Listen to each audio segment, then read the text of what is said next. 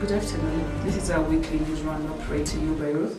First, we take a look at the news-making headlines. Land on Record holds fundraiser ahead of the Tamasha Festival. LGBT advocacy groups release report in support of asylum seekers. And now the news in detail.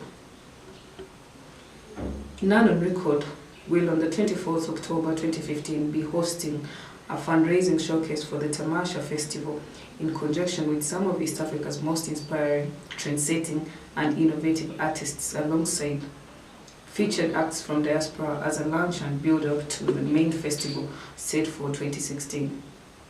The Tamasha Cultural Arts Festival, which is a biannual project, is a space where cultural products, films, photography and literature are showcased and distributed to allow for greater access to stories about LGBTI experiences and create a space where community members can be in conversation with Pan-African LGBTI media makers, strengthening the potential for LGBTI advocacy work across the continent. The fundraiser, which will be held at the Juniper Kitchen in Nairobi, will start at 7 p.m. and will go on till the wee hours of Sunday morning.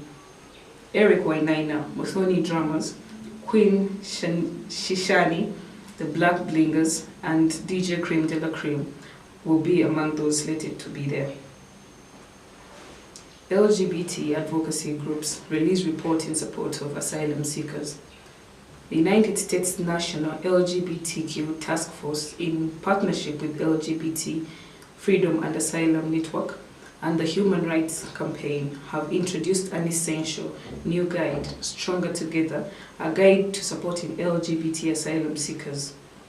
The new report provides crucial advice and guidance to service providers working with LGBT asylum seekers coming to the United States in search of better and safer lives.